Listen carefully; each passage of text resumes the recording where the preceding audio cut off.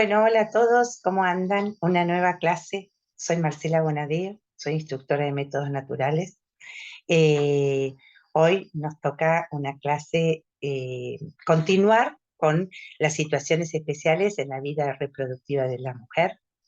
Ya vieron lactancia, vieron retorno de ciclos y en la semana esta nos toca ver el tema de la premenopausia. Eh, es un tema que muchas veces también genera inquietud, genera miedo, nos preocupa de cómo nos vamos a poder manejar, si, si todo es distinto, si todo lo que sabemos perdió, perdió valor, y no es así. No es para nada así, así que es importante que estén tranquilas, que sepan que se puede. Quiero transmitirles esto y eh, ahora vamos a empezar compartiendo un power. Yo soy instructora de hace muchos años también, eh, y bueno, y esta es una situación, una situación que se da muchas veces, que es la premenopausia, y ver cómo nos tenemos que manejar en este periodo, en este tiempo de la premenopausia. Voy a compartir pantalla, me van a tener que permitir un minuto, pero enseguida espero poderlo hacer muy bien.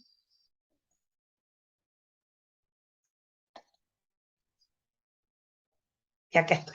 Bueno, la premenopausia. Dos recomendaciones, quiero transmitirle primero tranquilidad, que no tengan miedo, que no es un momento difícil, simplemente que ya conocemos los indicadores, que ya conocemos un montón de nosotros mismos, pero que bueno, que es un momento donde a veces se sufren cambios, y entonces quiero que a ustedes realmente les entre así tipo fuego, una consigna general que es ser prolija y a estar muy atenta a las observaciones y al registro de los indicadores. Si sufrimos cambios, necesitamos agudizar la mirada. Y si somos de esas mujeres que no hay ningún cambio, bueno, seguiremos como hasta ahora. Pero sí es importante que ustedes tengan claro que es muy importante la prolijidad, y estar muy atentos. Seguimos.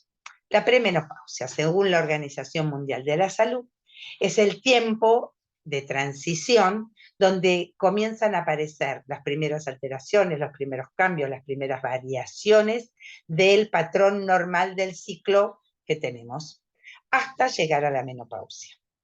Todo ese tiempo, o sea, van a ir apareciendo distintos cambios, y todo ese tiempo es, esperen que pongo acá, esta transición a la menopausia, tenemos que llegar a la menopausia, es un proceso. Como todo proceso es un camino que tenemos que ir transitando, que tenemos que ir viviendo, con distintas variaciones según cada mujer con lo propio.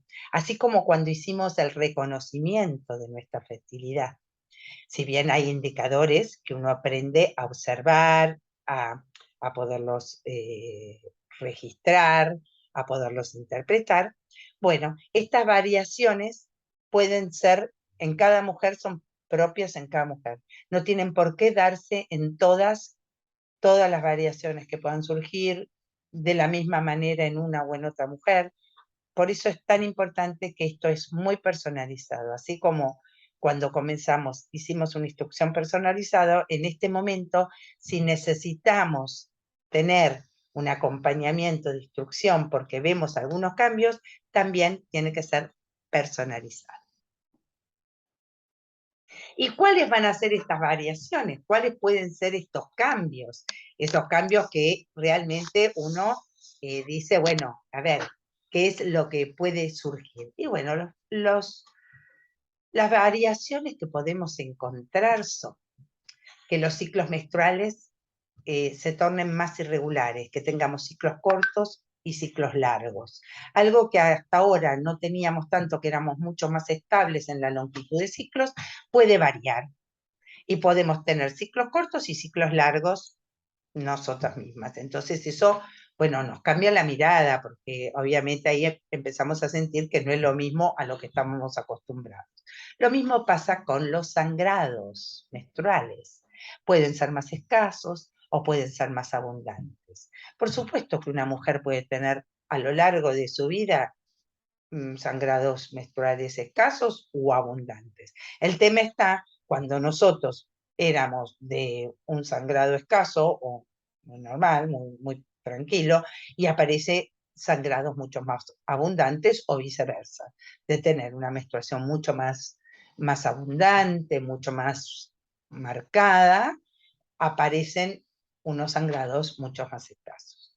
Lo mismo pasa con el moco fértil, que se puede tornar mucho más escaso, como que hay menos moco fértil, que podemos visualizar menos moco, tanto en la cantidad como en las características. Pareciera como que nuestras características se desdibujan, ya no son tan claras, ya no son tan lo que estábamos acostumbrados a visualizar, que pueda ser un moco más transparente, más elástico, más traslúcido, como mucha más cantidad y bien marcadas las características. Ahora hay menos cantidad y se desdibujan. También pueden alternarse ciclos ovulatorios y anovulatorios. Es verdad que una mujer a lo largo de su vida puede tener ciclos anovulatorios, por supuesto, en cada año puede tener ciclos anovulatorios, pero tal vez en esta etapa puede ser que se hagan más asiduos esos ciclos anovulatorios. Entonces hay un cambio. Todo lo que no estábamos tan acostumbrados es como que lo podemos tomar como un cambio. Y por último, la fase 3, la fase posovulatorio infértil, posovulatoria, puede ser más corta. Sabemos que la fase 3 es de 14 días más menos 2, y bueno, a veces se hacen más cortos esa fase. Sin embargo, hay mujeres que continúan sus ciclos sin alteraciones, sin variaciones, con un patrón común al que tenía, sigue con el mismo tipo de patrón en cada ciclo, y hasta el momento de la menopausia, que se le produce la menopausia de una manera mucho más, más, más como determinada, ¿no es cierto? Sin tener grandes cambios, llega la menopausia, que es el cese definitivo de la menstruación.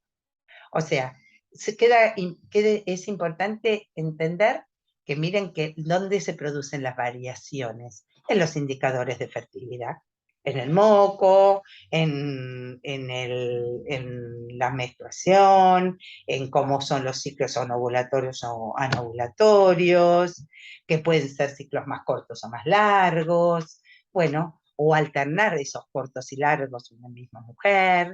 Eh, en todas estas son las variaciones. ¿Tenemos que tener todas las variaciones? No.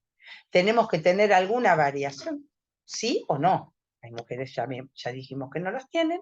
Pero lo más común es ver que alguna variación se va presentando en uno. Empezamos a visualizar variaciones en alguno de estos temas. Bueno, en la premenopausia siguen existiendo los indicadores de fertilidad, no desaparecen, tal vez cambian cómo se manifiestan, pero no desaparecen. El comienzo y el fin de la fertilidad se puede seguir marcando, determinando. ¿Necesitan reglas especiales? No, no necesitan reglas especiales. Simplemente necesitamos estar atentos a cómo se nos van a manifestar estos indicadores de fertilidad en esta etapa de nuestra vida. ¿Y cómo nos vamos a manejar en el día a día? ¿Cómo nos vamos a manejar con el método sintotérmico? Como habitualmente lo hacíamos para el comienzo y para el fin de la fertilidad. No va a haber grandes cambios. Va a haber algunos cambios, algunas reglas extras que nos van a ayudar cuando se presentan algunas variaciones en algunas determinadas situaciones. Pero, como el método sintotérmico, que nosotros llamamos el método del doble chequeo, va a seguir estando que el comienzo de la fertilidad va a estar determinado por el primer indicador que se registre en planilla, que es o moco o cálculo. Y para el fin de la fertilidad va a estar determinado por el último indicador que marquemos. ¿Se acuerdan cuando trazábamos las líneas? bueno, la última línea que se traza va a ser la que determine que terminó la fertilidad. Eso sigue igual. ¿Cuáles son esos indicadores para el fin? El moco y la temperatura. Seguimos teniendo el doble chequeo y fundamentalmente las invitamos a tener calma, a que no se pongan nerviosas, que no crean que esto no se puede, simplemente hay que aprender a conocerse si es que hay variaciones en nuestra etapa de la vida. Pero tenemos que poder darnos cuenta que se puede perfectamente registrar estos cambios y que esto nos va a ayudar un montón a nosotros y en la medida que nosotros creamos y estemos seguras, el día de mañana, si alguna de ustedes quiere realmente instruir, tiene que transmitir esto también, porque es así, porque no le estamos mintiendo a nadie, simplemente hay que perder el miedo a ciertas situaciones que se nos presentan a lo largo de la vida. Ahora, sí tenemos algunos llamados de atención, pero que son llamados de atención que nos ayudan cuando se presentan variaciones en algunas situaciones. Por ejemplo, aquellas mujeres, solo en los casos de aquellas mujeres, aquellas usuarias, que presenten ciclos muy irregulares o ciclos anovulatorios, varios ciclos anovulatorios. Ciclos muy irregulares es que empiezan a alternar ciclos, por ejemplo, de 25 días de 34, de 25 de 34. Bueno, empiezan a ser muy irregulares, muy irregulares. Esas personas pueden, manteniendo su PBI, si su PBI, ya conocen su PBI, entonces, si su PBI se mantiene estable, pueden seguir teniendo relaciones sexuales después del cambio. En noches alternas hasta el primer cambio. Entonces, cuando tenemos ciclos nosotros empezamos un ciclo y no sabemos cuánto va a durar. Y cuando tenemos ciclos muy largos, la fase preovulatoria es la fase que se extiende. Entonces, si conociendo perfectamente nuestro PBI, si se mantiene estable después del guión, pueden seguir teniendo relaciones, noches alternas hasta un primer cambio. ¿Y acá qué se recomienda? La recomendación de oro es estar muy atenta, tener una particular atención, ser muy detallista, o sea, agudizar la mirada en la observación del moco después del cálculo. ¿Por qué? Porque es lo que me va a permitir detectar con precisión cualquier cambio que se presente. Ya que si habíamos dejado el guión, ¿no es cierto? El cálculo lo habíamos dejado de lado, seguíamos pudiendo tener relaciones, estamos usando un solo indicador. O sea que no podemos dejar de estar muy atentos con el moco para poder realmente determinar cuándo se produce el cambio. Y allí se finaliza la posibilidad de seguir teniendo relaciones noches alternas. Y la otra situación donde ponemos una tensión importante es cuando el moco es más escaso o cuando el moco se desdibuja. Entonces, ¿qué podemos hacer en esta situación? Suele ser útil incorporar la palpación de cuello. ¿Por qué? Porque al tener una palpación de cuello podemos tener más claro el moco cervical. Porque arriba muchas veces nosotros vamos a encontrar más moco cervical. Y nos va a ayudar a sortear esta dificultad de este moco que se desdibuja. Por supuesto también para poder seguir teniendo el doble chequeo, porque vamos a tener la temperatura, pero vamos a necesitar para el doble chequeo tener el moco. Entonces, con esto vamos a poder seguir usando el doble chequeo y poder estar más tranquilos.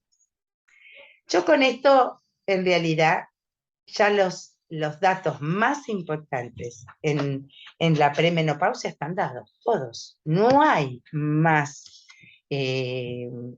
contenido en realidad que esto.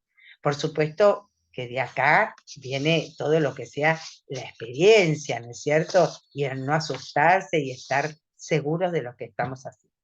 Por eso, ahora yo les voy a poner, yo hice una planilla, como una planilla para que ustedes vean en una persona en premenopausia, es una planilla real, donde se van viendo todos los indicadores y la situación en premenopausia. Esta es una mujer real, una mujer que se llama Susana, con 46 años, que los últimos 6 ciclos, la longitud de sus últimos 6 ciclos, oscilaron entre los 25 y los 33 días. O sea que en esta mujer, y tiene un PBI sin moco. En esta mujer ustedes van a ver que la característica que se está presentando con variación es la longitud de los ciclos, ciclos cortos y ciclos largos alternativamente. Porque acá vemos que los últimos 6 ciclos tengo un ciclo de 25, uno de 30, uno de 27, uno de 33, uno de 30, uno de 32, y andás a ver si no vuelve otro de 25, de 27, o sea, hay diferencias. Entonces, ¿qué hacemos primero? Primero el guión el día 6. ¿Por qué? Porque tomamos el ciclo más corto, le aplicamos la fórmula que ya conocemos, 25 menos 20, que nos da 5, el día 6 comienza la fase 2, la fase fértil, por el cálculo, ¿no es cierto? Pero claro, esta mujer tiene ciclos a veces de 25 días, pero a veces de 33, como fue este. Entonces, ¿qué va a pasar acá con el tema de las relaciones? Y bueno, las relaciones, ustedes saben que nosotros recomendamos que antes del guión, 3 días antes del guión, ya empecemos con noches alternas. Entonces tenemos los primeros días, podemos tener relaciones, y después ya tenemos relaciones el día 5, el día 6 es el guión, y como sigue con su PBI de seco y nada, o sea, tiene un PBI sin moco, puede seguir teniendo relaciones después del guión hasta el primer cambio. O sea que acá tiene el día 7, el día 9 y el día 11 del ciclo, puede tener relaciones. ¿Por qué? Porque el día 12 aparece un cambio en el moco. Uno podría interpretar que viene de la relación, pero al otro día sigue el cambio del moco y hay un cambio en la sensación. Y ya después empieza toda una evolución de moco. Hasta que aparece este día, que el día 19 del ciclo, que si bien está seca, todavía hay presencia de moco. Así que lo marcamos como día pico y contamos 1, 2, 3, línea de moco. Esta línea celeste es la línea de moco. Vamos viendo las temperaturas y acá aparece el primer salto. Acá.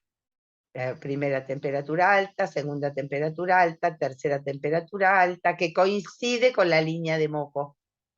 O sea, que ese mismo día, el día 22 del ciclo, a la noche esta mujer puede reanudar las relaciones. Y una vez trazadas las 2 líneas, obviamente las relaciones pueden ser todos los días, en cualquier horario.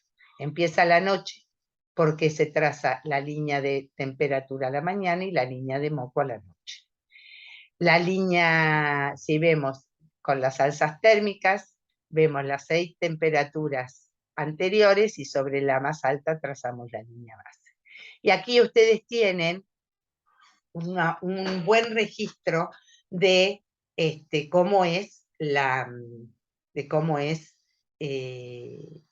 una planilla en premenopausia. Y fíjense, tenemos el cálculo, pudimos utilizar más días después del cálculo, porque esta mujer la variación se le dio en la longitud de los ciclos. Tenemos el doble chequeo para el final de la fertilidad. Acá, en vez de empezar la fertilidad cuando comienza, ¿no? Si bien tenemos este guión puesto que nos marca, que nos hace de semáforo, aunque no lo respetemos, para las relaciones no lo respetamos, pero que nos hace de semáforo diciéndonos, ojo, que tenemos ciclos de 25 días, entonces después seguimos y tenemos posibilidad de relaciones hasta el día 11, que acá ya empieza el cambio, y termina el día 22 con la trazada de las 2 líneas. También marcamos aquí, para que ustedes lo vean, pero no es en este caso lo que aparece, que es todo lo que significa de del cuello. Marcamos el cuello cuando está fértil, ¿no es cierto? Que está bajo, cerrado, duro y demás, cuando está blando, y después marcamos los 1, 2, 3, que también termina con la, marcamos después del cuello. Después del positivo del cuello marcamos el 1, 2, 3. Y con esto voy a dejar de compartir. No, disculpen, acá estoy. Acá. Bueno, con esto hemos terminado la clase de premenopausia. Espero que se les haya hecho simple. Yo quise hacerla de una manera lo más simple posible para poder desterrar los miedos de esta etapa de la vida de la mujer, que en realidad nos podemos manejar muy bien, simplemente hay que aprender a visualizar los indicadores de fertilidad, cómo se presentan y cómo se presenta la longitud del ciclo, y cómo se presentan nuestras menstruaciones y si tenemos más ciclos anovulatorios de lo acostumbrado, o tal vez nunca habíamos tenido ciclo anovulatorio, si aparece alguno. Bueno, para que no tengamos miedo y para que saquemos, no sé, esa teoría a veces que nos viene con respecto a que son momentos como muy difíciles y que no los podemos aprender. No, lo pueden hacer y espero que les haya servido mucho. Muchísimas gracias y nos vemos en otras. Gracias.